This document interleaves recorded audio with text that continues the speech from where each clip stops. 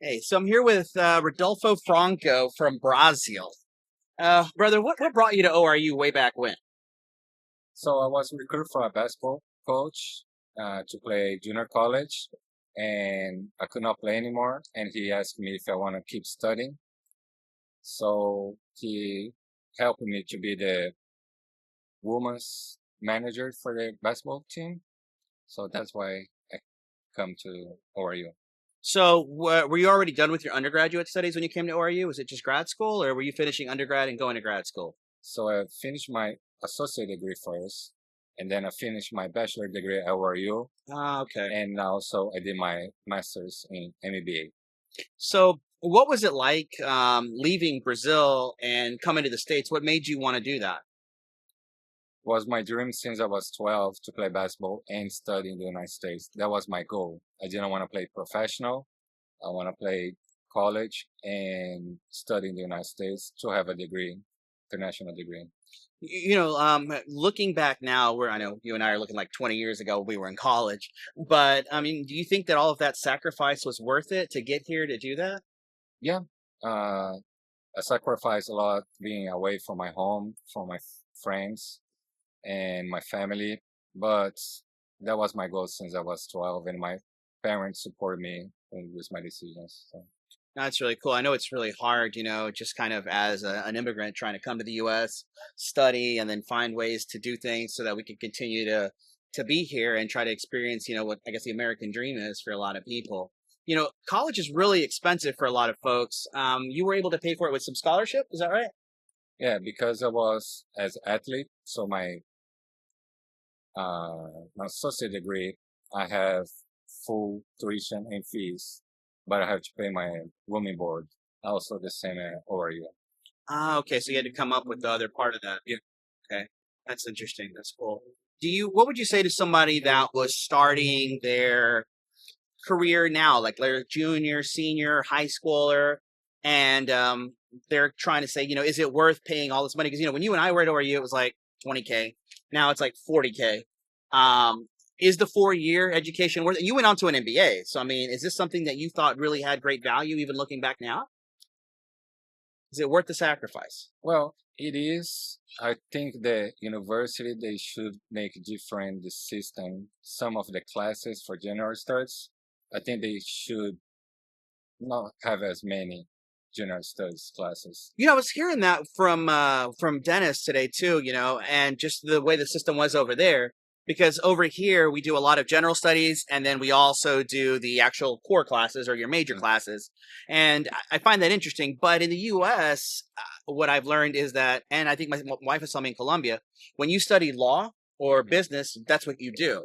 And in the U.S., you could study like theater, arts, and you could still work in the business world. And I think the reason for that flexibility is because of those general studies. I mean, so that's why I think we do it here. And I know it's controversial coming from Latin culture Mhm. because they don't do that there. And you're like, why am I taking humanities when I want to be an MBA, right? And so, what do you think about that? Well, the system in Brazil also we take the classes when we were in high school. Okay, so you have a little bit more advancement already. So our general studies we take all in high school, and we take a huge test called NA, as the same as SAT. Yeah. I would say compared to that, but I think that class can be taken in high school. I know if you're advanced in the high school here, you can take the classes, credit classes in Yeah, high full school. credit. But who is not advanced, so yeah, What do you they will think? have to pay more. Like when you're talking to you coach a lot too, right? You coach kids Yes, and different people and that, and you're coaching Americans, Brazilians in basketball, both. both cultures. Do you see a difference in the work ethic between the two that you're coaching? Uh, Here the athletes are more focused to get better faster when they're younger, Mm. and the system is different too. Over here is more athletic. They go to the gym, they play other sports like they do track and field when they're in high school. So that helps develop other parts of her body. Hmm. And the basketball in Brazil is more like European style, so we're more like a system style, not so much fast. Okay, so I get you for the individuality versus the team concept because Yes. I know I see that when they play basketball. Mhm. Like the NBA is very individualistic, whereas when they play the USA national team against others, you see them move the ball around a little better and kind of share that as a team. Would you agree Correct. with that in the system? But USA is the best, right? Yes, it is. But if you see if I compare the five best players in US with the best five players in Europe, let's say, they're pretty similar. But the next five from US is not as good as the Europeans. So Mm, US always going to be the other ones because they have subs all the time. yeah, yeah. Okay. No, that makes sense. I get that. I get that. So if you were talking, like I said, to anybody graduating, what would you tell them? Like, what would you tell them to do to get to college to like, what's a good way to pay for college? I mean, you said you did it through sports. Yeah. I mean, we have scholarships through arts, academics, I mean, what do you think? Uh, Try to decide what you wanted to do early. And I know you have the option doing general studies. You can, take some classes from this major or take some classes from the other majors. But I think if you decide what you wanted to do and what you love it, you're going to be ahead of your game. Hmm. So that way you're prepared for whatever you wanna. If you don't have conditions to pay the college, try to find scholarships. So you have to study more to get good grades, to get scholarships, or be a really good athlete and get a full scholarship as well.